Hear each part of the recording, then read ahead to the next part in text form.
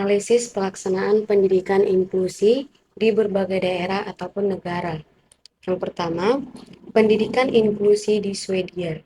Pada awalnya, pendidikan di Swedia hanya dikhususkan untuk kaum menengah dan kaum atas saja.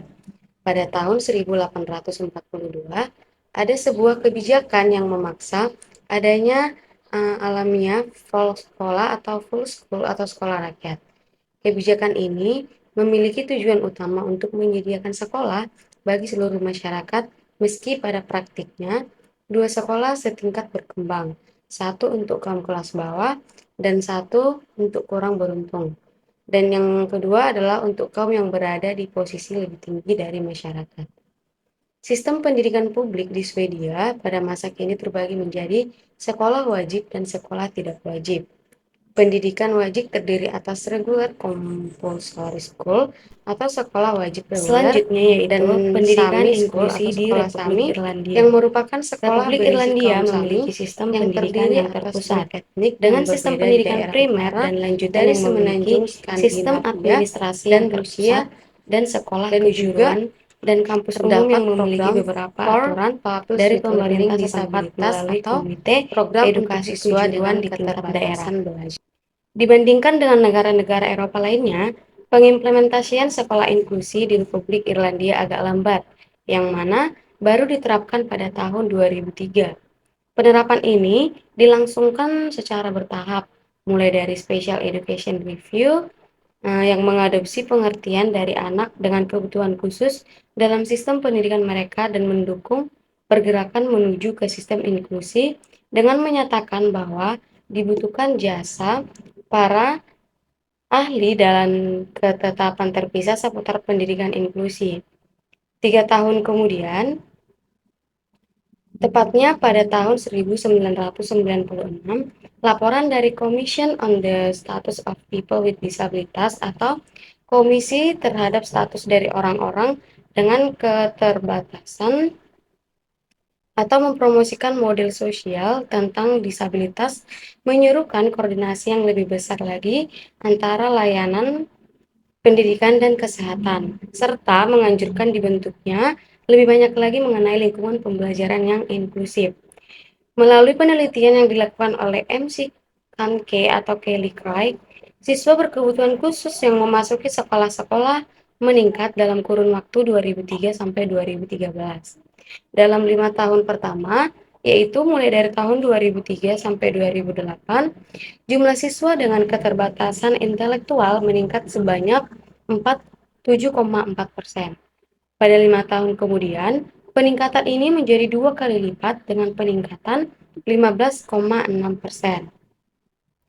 Terdapat peningkatan dalam pertumbuhan siswa yang memiliki sekolah nasional dengan kisaran usia 4-19 tahun, yang mana juga meningkat sebanyak 6,7% pada tahun 2003 sampai 2008 dan 7,7% pada tahun 2008 sampai 2013.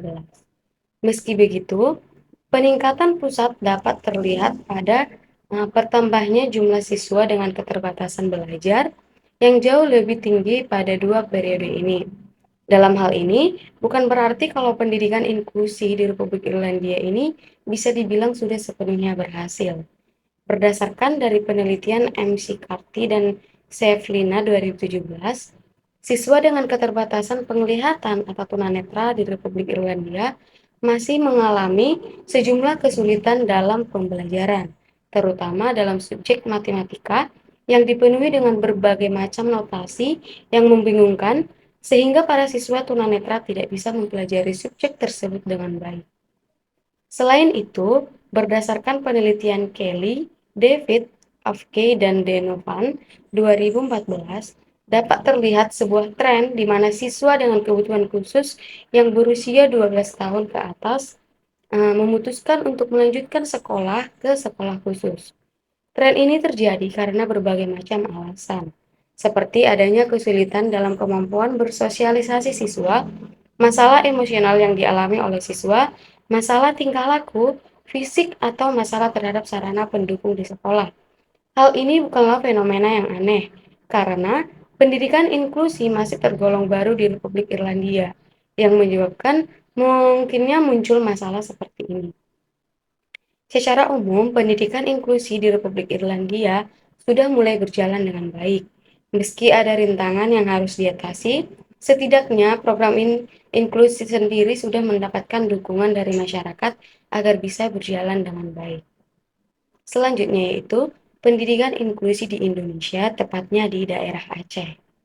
Terdapat permasalahan penolakan terhadap siswa berkebutuhan khusus oleh beberapa guru dan orang tua di berbagai daerah di Aceh, dengan alasan antara lain karena mereka menganggap bahwa peserta didik berkebutuhan khusus akan menularkan penyakit untuk siswa reguler, menunjukkan juga bahwa budaya inklusif belum mampu atau belum mapan di antara masyarakat. Padahal di beberapa sekolah di Aceh seperti simpati antara orang tua siswa berkebutuhan khusus dengan orang tua siswa reguler dapat ditemukan. Studi terbaru di Aceh juga mengonfirmasi bahwa penerimaan warga sekolah terhadap siswa berkebutuhan khusus masih dalam kategori kurang baik. Warga sekolah yang dimaksud adalah setiap anggota masyarakat berkegiatan di sekolah, termasuk siswa, guru, kepala sekolah, dan staf lainnya. Secara umum, alasan mengapa masalah itu terjadi berpotensi disebabkan karena pemerintah belum memberikan sosialisasi yang komprehensif mengenai pendidikan inklusif di level akar rumput. Inklusi adalah aksi komunitas. Oleh karena itu, semua pihak dari pemerintah, kepala sekolah, orang tua, siswa, pemilik bisnis, dan semua anggota masyarakat dan anggota mesti memahami inklusi dan peran mereka dalam gerakan ini. Terlebih terhadap pula studi di Aceh yang menunjukkan sikap orang tua yang kurang siap dalam menangani anak berkebutuhan khusus. Di samping itu, Peraturan Gubernur Aceh Nomor 92 Tahun 2012 juga tidak menyentuh secara khusus mengenai urgensi pembangunan budaya inklusi dan lebih condong ke tahap pelaksanaan implementasinya. Sebuah studi yang dilakukan di Banda Aceh melaporkan kurangnya dukungan terhadap pendidikan inklusi cukup sulit untuk menemukan pengembangan dalam arsitektur sekolah dan penyediaan sarana prasarana pendukung belajar di kelas. Namun, rencana inklusi dan pengawasan dari pihak pemerintah dapat ditemukan di beberapa sekolah, meskipun kegagalan pelaksanaannya, khususnya dalam pemahaman sekolah terkait kebijakan kurikulum inklusif dan implementasi masih ada. Kemudian, terdapat guru-guru di sekolah inklusif di Aceh masih menjumpai kendala dalam menangani siswa berkebutuhan khusus dalam hal penyampaian materi, penggunaan media ajar, serta kendala kurangnya waktu. Kendala yang sama juga masih ditemukan di studi lain di Aceh, di mana guru-guru bukan saja tidak mampu menangani anak berkebutuhan khusus, namun dihadapkan pada realitas kurangnya dukungan, pengembangan diri termasuk sarana prasarana. Sementara itu, studi lain di Banda Aceh menemukan tantangan dalam penerapan pendidikan inklusif, antara lain ketiadaan guru bimbingan khusus, kurangnya anggaran serta sarana dan prasarana, serta stigma terhadap siswa berkebutuhan khusus. Di sisi lain, sebuah penelitian di Kabupaten Aceh Barat Daya menemukan bahwa kurang lengkapnya pangkalan data mengenai sebaran anak berkebutuhan khusus turut mempengaruhi secara negatif penanganan pendidikan inklusi di daerah Aceh tersebut. Selain itu, studi yang sama juga menyebutkan kurangnya pengetahuan penyelenggara pendidikan terhadap pendidikan inklusi justru membuat implementasi bersifat segregatif, yang notabene kurang sesuai dengan tujuan pendidikan inklusi. Selanjutnya yaitu pendidikan inklusi di daerah Serang. Penyelenggaraan pendidikan inklusi di kota ini diatur berdasarkan Peraturan Daerah Kota Serang Nomor 7 Tahun 2011 mengenai sistem penyelenggaraan pendidikan. Berdasarkan pasal 60 ayat 2, dijelaskan bahwa yang dimaksud dengan kelas inklusif adalah layanan pendidikan yang memberikan kesempatan bagi peserta didik yang berkelainan atau kendala fisik untuk belajar bersama-sama dengan peserta didik normal di satuan pendidikan. Kemudian terdapat juga Peraturan Daerah Nomor 13 Tahun 2019 tentang penyandang disabilitas yang diperkuat dengan Peraturan Wali Kota Serang Nomor 101 Tahun 2021 tentang Peraturan Pelaksanaan Peraturan Daerah Nomor 13 Tahun 2019. Dalam perwal tersebut mengemanatkan bahwa pembentukan unit layanan disabilitas bidang pendidikan yaitu unit layanan disabilitas pada pendidikan anak usia dini, pendidikan dasar, dan pendidikan menengah yang dilaksanakan oleh Dinas Pendidikan dan Kebudayaan sesuai dengan kewenangannya, serta pada bab 5-nya tentang penyediaan akomodasi yang layak untuk peserta didik. Beberapa peraturan tersebut seharusnya dapat mendukung dan menjadi dasar dalam implementasi program pelaksanaan pendidikan inklusi di Kota Serang, Provinsi Banten. Pelayanan pendidikan inklusi tidak lagi hanya tentang tanggung jawab SKH atau SLB, akan tetapi terbuka di setiap satuan dan jenjang pendidikan, baik sekolah formal, non-formal, dan informal, khususnya di sekolah dasar. Kebijakan layanan inklusi di sekolah belum dapat berjalan efektif dan maksimal, tetapi telah dikomunikasikan secara baik dengan semua pihak yang memiliki kebijakan, berkoordinasi terus dilaksanakan, dan perbaikan juga terus diusahakan untuk mendukung sekolah inklusi di Kota Serang. Minimnya sosialisasi dan pembinaan kepala sekolah inklusi menjadi faktor belum matang secara maksimal penyelenggaraannya pada layanan sekolah inklusi. Hasil temuan lapangan menunjukkan masih minimnya pengalaman dan pengetahuan guru tentang ABK dan bagaimana pengimplementasian layanan pendidikan dalam konteks inklusi.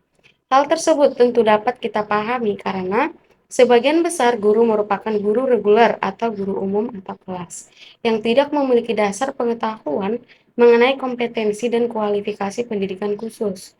Kondisi ini tentu akan sedikit banyak memberikan konsekuensi atau implikasi yang cukup luas dalam keseluruhan aktivitas pendidikan ABK.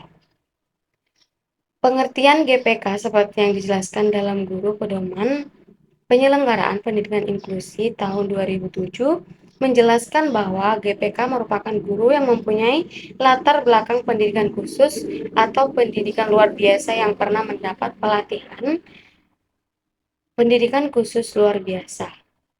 Hal ini menunjukkan sebagian besar GPK merupakan guru PLB atau SLB yang diperbantukan atau ditugaskan ke sekolah inklusi, bahkan guru reguler yang diberikan tugas tambahan. Hasil wawancara kepada siswa ABK terhadap proses pembelajaran di sekolah inklusi Kota Serang menunjukkan bahwa sebanyak 80% siswa merasa nyaman terhadap lingkungan belajar dan sebanyak 20% menyatakan tidak nyaman. Kemudian sebanyak 40% siswa menyatakan paham terhadap materi yang disampaikan oleh guru dan sebanyak 60% menyatakan tidak paham. Di sekolah dasar, pembelajaran bagi ABK tidak hanya berfokus terhadap keterampilan kognitif saja dan motorik saja, tetapi juga pada kemampuan berinteraksi terhadap lingkungan sosial. Diperlukan strategi pembelajaran kreatif dari guru untuk meningkatkan pencapaian tujuan, evaluasi, materi pembelajaran, media dan metode hingga lingkungan belajar.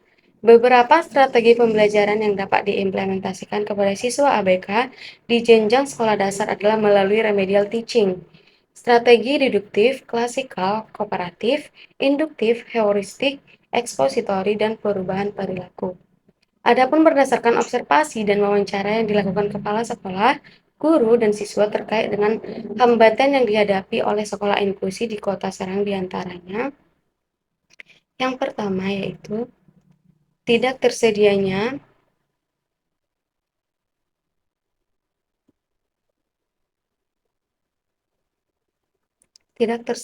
guru pendamping khusus atau GPK yang memiliki kompetensi dan latar belakang pendidikan yang sesuai. Minimnya sosialisasi terkait kebijakan layanan sistem pendidikan melalui sekolah inklusi.